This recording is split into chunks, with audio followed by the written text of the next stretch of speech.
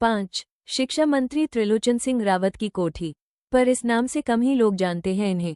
सबके बीच तो लोचन भैया के नाम से जाने पहचाने जाते हैं। केवल नाम से ही लोचन नहीं, कुछ समय पहले सचमुच ही जनता के प्रिय लोचन हो गए थे। बात कोई बहुत पुरानी भी नहीं, मुश्किल से 4 साल पहले की है।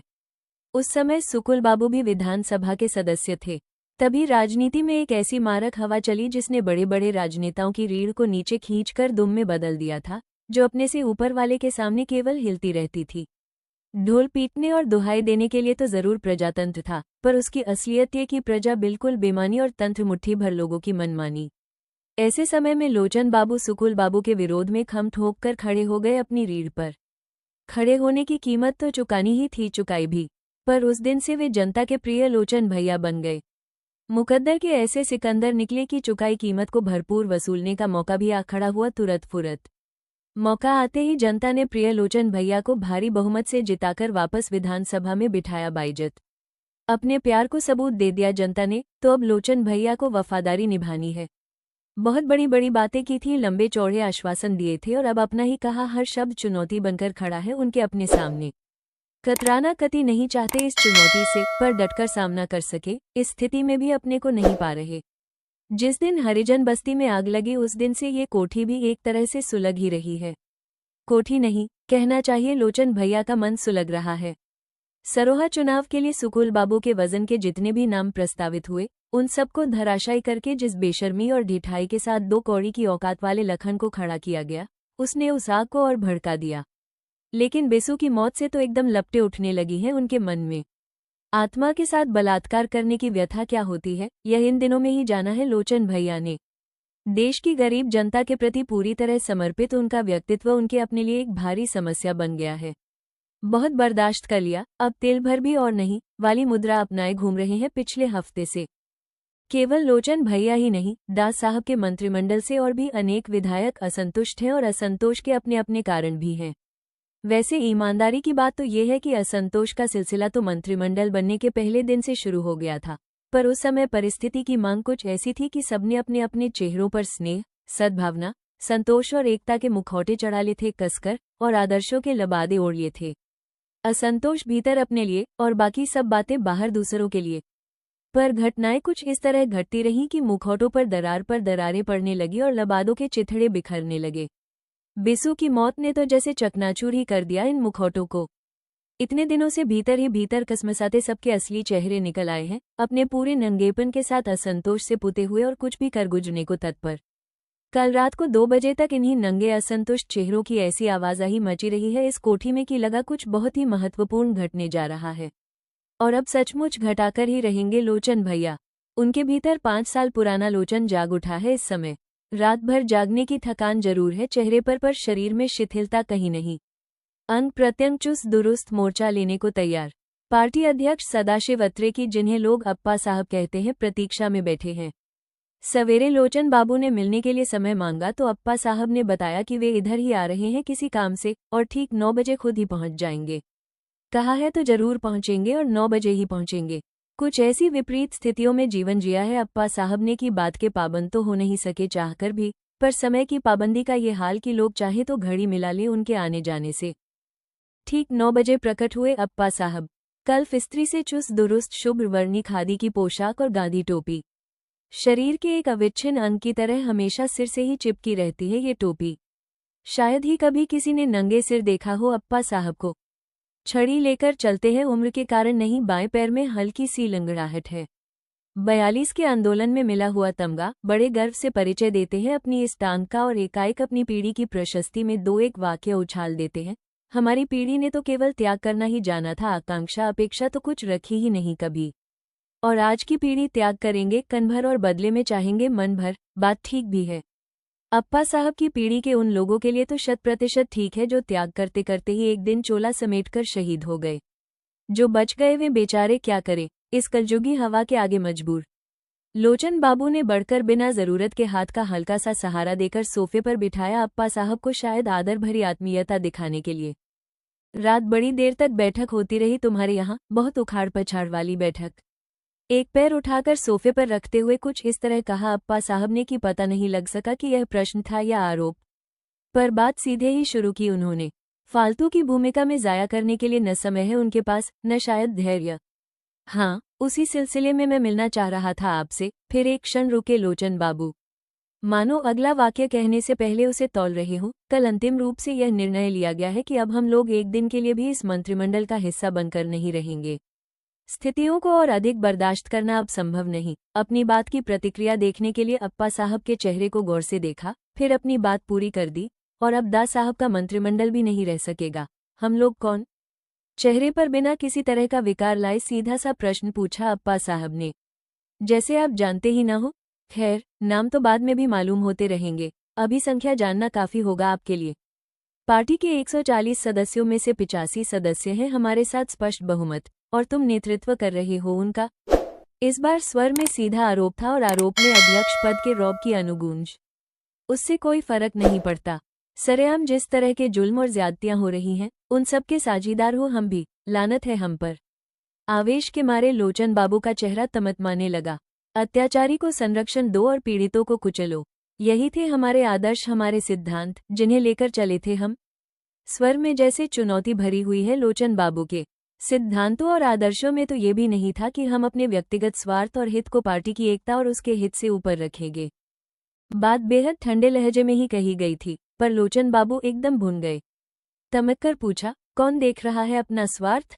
गरीब तबकों के हित की बात करना अपने हित की बात करना है? जातिवाद का विरोध करना अपना स्वार्थ है? मुख्यमंत्री बनने का आश्वासन मिला है। स्वर में आक्रोश नहीं, पर चीर देने वाले व्यंग्य का पैनापन जरूर है। क्षण भर को तिलमिला गए लोचन बाबू, लेकिन तुरंत ही अपने पर जब्त कर लिया उन्होंने।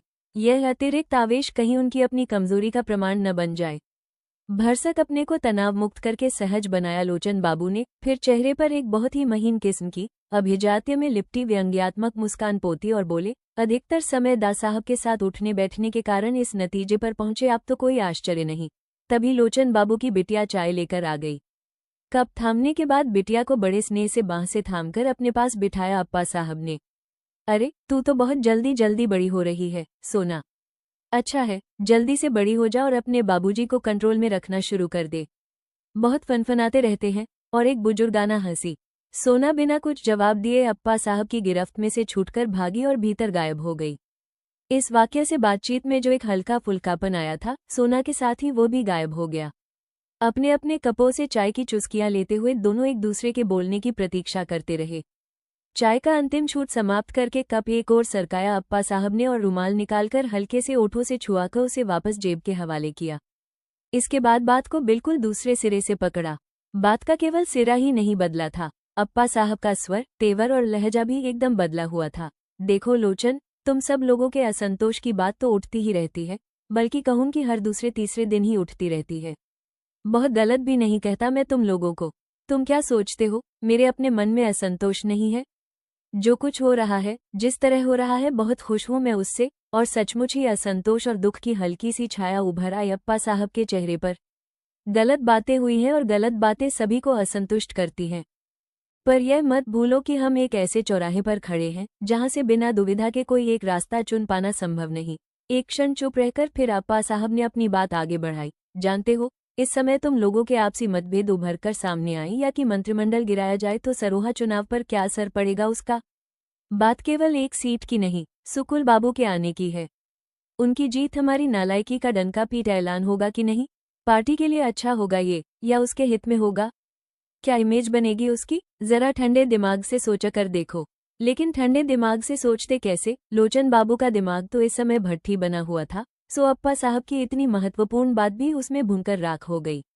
उनके उठाए प्रश्नों को मन में उतारने की बजाय लोचन बाबू ने अपनी तरफ से उसी तर्ज का एक प्रश्न जड़ दिया। मजदूरों को सरकारी रेट पर मजदूरी न मिलना, आदमियों को जिंदा जला दिया जाना, दिन ब दिन बढ़ते अत्याचार, असुरक्षा, बेसू की मौत, इन सब से तो चार चांद लग रहे हैं न पार्टी की इमेज पर।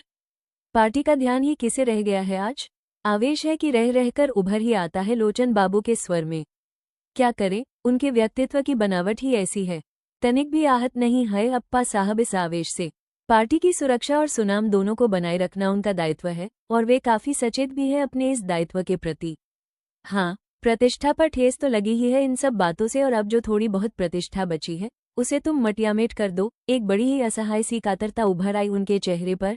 जनता के अनंत विश्वास, प्यार और सद्भावनापूर्ण समर्थन के मजबूत पायों पर खड़े होकर भी हमारी पार्टी की उम्र जुम्मा जुम्मा 8 दिन बस, और इस विडंबना पर उन्होंने कंधे उचकाकर हाथ झटक दिए। लगता है आप लोग इस बात को तो शायद बिल्कुल भूल ही गए हैं कि दा साहब के व्यक्तित्व से परे भी पार्टी का कोई अस्तित्व है। लोचन बाबू के स्वर में आरोप स्पष्ट था और क्षण भर को सकपका भी गए अप्पा साहब। पर फिर बात को संभालते हुए बोले, तुम गलत समझ रहे हो। मेरा मतलब केवल इतना ही था कि सुकुल बाबू का आना पूरी पार्टी के लिए खतरनाक साबित हो सकता है, इसे मत भूलो। पार्टी पार्टी पार्टी जैसे पार्टी के अस्तित्व को बनाए रखना ही हमारा लक्ष्य हो गया है। इस पार्टी के माध्यम से हमने कुछ बहुत बड़ी बड़ी बातें करने के दावे भी तो किए थे। क्या हुआ उन सब का? अपनी कही बातें न कर पाने का क्षोभ साफ झलक रहा है लोचन बाबू के चेहरे पर भी, उनके स्वर में भी। पर अप्पा साहब पर कोई खास असर नहीं हुआ उस क्षोभ का। बड़े सहज स्वर में बोले, होता है कभी कभी ऐसा भी। मंजिल तक पहुंचने के लिए हम सड़क बनाते हैं, पर जब सड़क बन रही होती है उस समय वही हमारा लक्ष्य होती है, वही हमारा केंद्र। मंजिल पर पहुंचने का माध्यम तो वो बनने के बाद ही बनती है। अपनी इस उपमा की सटीकता पर वे खुद ही गदगद हो गए। लगा जैसे अपने भीतर उठते हुए सारे प्रश्नों का समाधान भी उन्हें मिल गया। पर लोचन बाबू ने एक वाक्य में ही चाक कर दिया उनके सारे सोच को। जो सड़क रोज 1 गज बनती है और 2 गज खुदती है, उसके पूरी होने की बात पर क्या आप सचमुच विश्वास करते हैं? आप भ्रम में रहना चाहते हैं, जरूर रहें, पर अब ये दोहरी जिंदगी जीना मेरे बस का नहीं। मानो अंतिम फैसला सुना दिया लोचन बाबू ने। अप्पा साहब बोले, कुछ नहीं।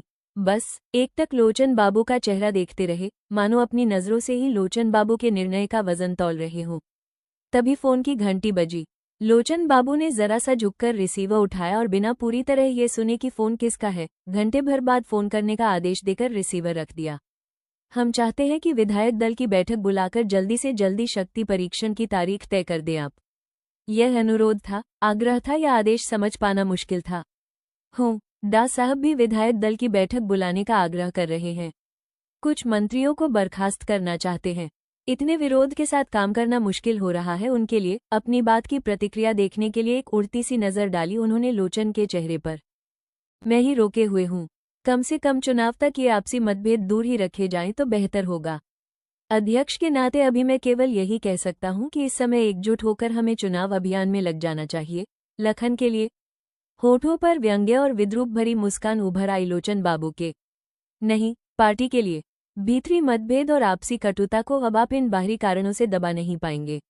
दबाना उचित भी नहीं है। हम 5 मंत्री अपना त्यागपत्र देने जा रहे हैं, और इस बार पार्टी और एकता की आड़ लेकर आप हमें निर्णय से डिगा नहीं पाएंगे। सारी बात का उपसंहार करते हुए अंतिम बात कह दी लोचन बाबू ने। अप्पा साहब लोचन के चेहरे को देखते रहे, फिर उन्होंने झुककर अपनी छड़ी उठाई और दोनों हाथों से पकड़कर उसे यूं ही जमीन पर ठोंकते हुए बोले, तुम जिन लोगों के भरोसे त्यागपत्र देने जा रहे हो, उन पर विश्वास कर सकते हो इतना कि और ज्यादा बड़ा प्रलोभन मिलने पर भी वे तुम्हारा साथ नहीं छोड़ेंगे।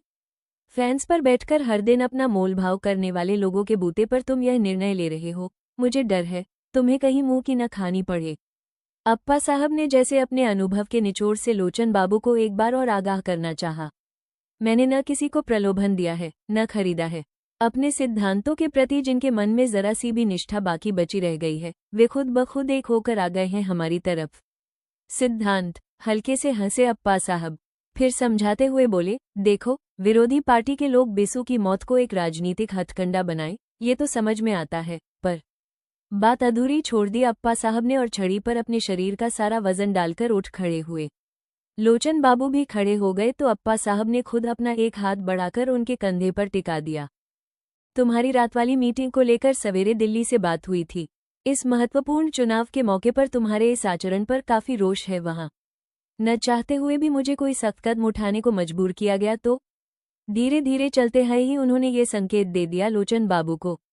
कति विचलित नहीं हुए लोचन बाबू, केवल इतना ही कहा, बहुत महंगा पड़ेगा। बढ़ता हुआ कदम थम गया अप्पा साहब का।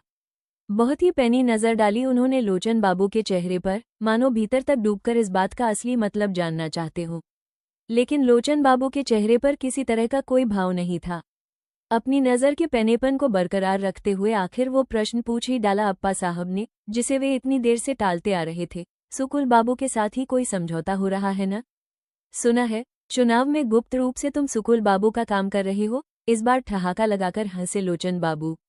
हंसी थमी तो केवल इतना ही कहा, लगता है सारा ध्यान अपने गुप्तचर विभाग पर ही केंद्रित कर रखा है दा साहब ने। शायद इसीलिए गृह मंत्रालय भी खुद ही दबाकर बैठे हैं, किसी और को नहीं देते। खैर, कम से कम इस विभाग की अतिरिक्त सजगता सक्रियता के लिए तो बधाई देनी ही चाहिए उन्हें। ड्राइवर ने तपाक से फाटक खोला तो हाथ का सहारा देकर लोचन बाबू ने भीतर बैठाया अप्पा साहब को। लोचन बाबू की इस अप्रत्याशित हंसी और उनके कहे हए वाक्य ने पश्चाताप मिला असमंजस बिखेर दिया अप्पा साहब के चेहरे पर। शायद ये बात उन्हें नहीं कहनी चाहिए थी, वे खुद भी कभी विश्वास नहीं कर पाए थे इस बात पर। लोचन बाबू गाड़ी का फाटक बंद करने लगे तो अप्पा साहब ने बीच में ही रोक दिया। बड़े आग्रह से हाथ पकड़कर भीतर की ओर खींचते हुए कहा, 2 मिनट के लिए बैठो जरा। बैठे नहीं लोचन बाबू, खड़े खड़े ही पूछा, कहिए। लोचन के हाथ को अपने हाथ से सहलाते हुए बड़े स्नेह और याचना भरे स्वर में कहा अप्पा साहब ने, देखो, इस पार्टी को बनाने में तुम्हारा बहुत सहयोग रहा है और मैं जानता हूं कि इस पार्टी में आस्था है तुम्हारी, बल्कि कहूं कि मोह है तुम्हें। अपनी बनाई चीज से होता ही है, इसलिए कह रहा हूं कि अपने इस निर्णय को थोड़े समय के लिए स्थगित ही रखो। चुनाव के बाद जैसा चाहोगे वैसा ही होगा। निश्चय ही दास साहब को नए सिरे से अपने विधायकों का विश्वास प्राप्त करना होगा। रुके अप्पा साहब। सोच रहे थे कि तुरंत ही उल्टकर जवाब थमाएगा लोचन, पर लोचन बाबू कुछ नहीं बोले। सामने गाड़ी के शीशे के पार ही कुछ देखते रहे। थोड़ा और हौसला बढ़ा अप्पा साहब का। बात केवल मंत्रिमंडल के टूटने तक की ही होती तो मैं कभी इतना आग्रह करने नहीं आता तुम्हारे पास, लेकिन इस समय नासमझी में उठाया गया तुम्हारा कदम पूरी पार्टी को ही ले डूबेगा। मुझे विश्वास है कि कम से कम तुम पार्टी के साथ ऐसा। बात अधूरी छोड़ दी अप्पा साहब ने। लोचन बाबू ने नजर घुमाकर अप्पा साहब के चेहरे की ओर देखा और देखते ही रहे। फिर बहुत ही सहज स्वर में पूछा, अपने प्रति आपके इस विश्वास को सच मानूं या कि 2 मिनट पहले ही व्यक्त किए गए अविश्वास को? केवल इतना सच मानो कि आज हम सब बहुत बहुत अवश हो उठे हैं अपने आप से, अपने आसपास से, अपने ऊपर से। और एकाएक अप्पा साहब का स्वर किसी गहरी मजबूरी के कारण भीग सा उठा। उन्होंने जल्दी से लोचन बाबू का हाथ छोड़ा और फाटक बंद करके गाड़ी चलाने का आदेश दे दिया। गाड़ी की घरघराहट के बीच एक वाक्य और कहा, फोन करूंगा। गाड़ी चली गई और निष्प्रभ से लोचन बाबू जहां के तहां खड़े रह गए। अप्पा साहब के अनेक तेवर उन्होंने देखे हैं, आक्रोश के, आरोप के, व्यंग्य के, काइयापन के, पर ये तेवर एकाएक इसे नाम नहीं देते बना कुछ। पर इतना जरूर महसूस किया कि किसी गहरी असहायता में भीगा अप्पा साहब का ये स्वर उनकी अपनी ही किसी दुखती रग को छू गया। पिछले 3 महीनों से क्या वे खुद अपने को किसी ऐसी ही मजबूरी में घिरा हुआ नहीं पा रहे? चाहते कुछ है, करते कुछ, एक दोहरी जिंदगी जीने की लाचारी। लेकिन नहीं, अब और नहीं। स्वास्थ्य मंत्री राव और विकास मंत्री चौधरी ने बड़े ध्यान से अप्पा साहब और लोचन बाबू के बीच हुई बातचीत का एक एक शब्द सुना। मंत्रिमंडल गिराओ अभियान में दोनों दाएं बाएं हाथ बने हुए हैं लोचन बाबू के। व्यक्तित्व में चाहे कोई सामे नहीं है, पर इस समय एक ही जमीन पर खड़े हैं, इसलिए कहीं बहुत निकट हैं। अंतिम बात सुनने के बाद सीधे ही पूछा राव ने, तो आपका इरादा कुछ डगमगा तो नहीं रहा लोचन भैया? नहीं, नहीं, हाँ। अब ज्यादा सोच विचार में मत पड़िए। आगजनी वाली घटना के बाद ही हम लोग अड़ गए होते तो सरोहा चुनाव में आज हमारा आदमी खड़ा होता। पर हर बार हमें दबा दिया गया और हम दब गए। कभी अनुशासन के नाम पर, तो कभी पार्टी की एकता के नाम पर। कभी अप्पा साहब के घुटने के नीचे, तो कभी दिल्ली के अंगूठे के नीचे। लेकिन इस बार चुके तो बस चुके। बीच में ही बात लपक ली चौधरी ने, यही सही मौका है। जिस तरह की घटनाएं घटी हैं, उससे साख तो गिरी है दा साहब की सबकी नजरों में। अभी हम अपने असंतोष की बात करते हैं तो उसे वजन मिलेगा। कल को सरोहा चुनाव जीत गए तो साख फिर बुलंदी पर और हमारा असंतोष बेबुनियाद। जहां पल में तोला, पल में माशा वाली स्थिति हो, वहां ज्यादा सोच विचार में पड़ना ही नहीं चाहिए। आप ज्ञापन का मसविदा तैयार कीजिए। इन दोनों की बातों से लोचन बाबू के मन में उभर आए दुविधा द्वंद्व अपने आप बह गए। उत्साह में भरकर ही उन्होंने कहा, ठीक है, मसविदा तैयार कर लेते हैं हम, और अधिक से अधिक लोगों के हस्ताक्षर करवाकर दे देते हैं अप्पा साहब को। इस बार सोच का पुट राव के स्वर में था, लेकिन बहुत प्रतीक्षा नहीं करनी पड़ी उसे बाहर आने में। सीधे ही पूछा राव ने, ज्ञापन देने से पहले हम लोग आपस में भी कुछ बातचीत कर लें तो क्या ज्यादा अच्छा नहीं होगा? बहुत साफ बातचीत, बिना किसी लाग लपेट के। और उसकी मजरी आंखों में एक स्पष्ट सी धूर्तता उभर आई। राव का मतलब समझने में देर नहीं लगी और न ही उन्होंने नासमझ बनने की कोशिश की। केवल इतना ही कहा, ये सब बातें तो बाद में ही हो सकती हैं, पहले बहुमत तो प्राप्त कर लो। लोचन बाबू की आवाज की सख्ती और सर्दी का कोई खास असर नहीं पड़ा राव पर। बेझिझक हो कहा उसने। बहुमत प्राप्त कहाँ से होगा? हवा में तलवार भांजने को कौन तैयार होगा भला? 5 मंत्री त्यागपत्र देने को तैयार हुए हैं, आखिर किस आधार पर? क्यों? दास साहब की नीतियों से असहमति के कारण जोर से हंसा राव, मानो कोई बहुत ही मजेदार बात कह दी हो लोचन बाबू ने। जब हंसी थमी तो अपनी मजरी आंखों को लोचन बाबू के चेहरे पर टिकाकर बोला, यहाँ आप जनता के सामने नहीं बोल रहे लोचन भैया, बलि चढ़ाए जाने वाले 2 बकरों के सामने बोल रहे हैं। घास पात की कुछ व्यवस्था तो करेंगे या नहीं? अनायास ही लोचन भैया के मन में अप्पा साहब का कहा हुआ वाक्य कौंध गया। हर दिन अपना मोल भाव करने वाले लोगों के बूते पर तुम यह निर्णय ले रहे हो, और क्षण भर पहले उमड़े जोश पर फिर ठंडे छींटे पड़ गए। लगता है आप लोग तो सारा हिसाब किताब करके ही आए हैं। तो फिर अपनी कीमत भी बता दीजिए। बात में नहीं, पर कहने के लहजे में भीतर तक काट देने वाली व्यंग्य की धार जरूर थी। मगर राजनीति में रहकर जिनकी खाल गेंडे की तरह हो गई हो, वे कटते नहीं इतनी आसानी से। करके तो नहीं आए, पर करने जरूर आए हैं। स्वर में न कहीं संकोच था, न दुविधा। राव की हर बात पर चौधरी की गर्दन जिस तरह हिल रही थी, उससे साफ लग रहा था कि दोनों अपनी अपनी गोटियां बिठा चुके हैं। मैं कौन होता हूँ घास पात डालने वाला? क्षोभ भरी कातरता उभर आई लोचन बाबू के स्वर में। बस, आपकी इस तरह की बातें ही मन में शंका जगा देती हैं, लोचन भैया। अब कौन नहीं जानता कि असंतुष्टों में आपके समर्थकों की संख्या ही सबसे अधिक है। बागडोर आपके हाथ में रहेगी, घास पात कोई दूसरा आएगा डालने? राव की इस बात से मन एकदम खींच आया लोचन बाबू का, फिर भी अपने को जबत करके इतना ही कहा, शाम को तो सब लोग मिल ही रहे हैं। आप लोग जो चाहें, जैसा चाहें, तय कर लीजिए। मुझे बहुत बड़ी बाधा नहीं पाएंगे उसमें। आवाज में कुछ ऐसी उदासीनता थी सारे प्रसंग के प्रति कि राव और चौधरी असमंजस में पड़े टुकुर टुकुर मुंह ही देखते रहे एक दूसरे का। फिर सारी बात को निहायत ही हल्के फुल्के स्तर पर ले जाकर कहा राव ने, ठीक है, हम आपके हुक्म के गुलाम हैं, लोचन भैया। आप ज्ञापन तैयार कीजिए, हम हस्ताक्षर करेंगे और करवाएंगे। और अंत में चलने से पहले राव ने विजेता की मुद्रा में कहा, राव या तो किसी काम को हाथ में लेता नहीं और लेता है तो फिर किनारे लगाकर ही छोड़ता है। समझ लीजिए कि बेसु की यह मौत दास साहब के मंत्रिमंडल की मौत बनकर ही रहेगी। अब अपनी इस घोषणा से लोचन बाबू के मन में अपने कीमती होने का पूरा पूरा एहसास जगाकर चले गए वे दोनों। पर लोचन बाबू हैं कि मंत्रिमंडल की मृत्यु की घोषणा से पुलकित हो रहे हैं, न राव चौधरी की कीमत से चमत्कृत। एक ही प्रश्न है जो उन्हें तरह तरह से मथ रहा है, ये सब वे किस लिए कर रहे हैं, क्यों कर रहे हैं? क्या इसी परिवर्तन के लिए सुकुल बाबू की पार्टी और विधानसभा छोड़ी थी उन्होंने? इसी क्रांति का सपना देखा था? और क्या इसी टुच्चेपन की सौदेबाजी के लिए मंत्रिमंडल गिराने की बात सोच रहे हैं वे? नाम, चेहरे, लेबुल भले ही अलग अलग हो, पर अलगाव है कहाँ सुकुल बाबू, दास साहब, राव, चौधरी। तब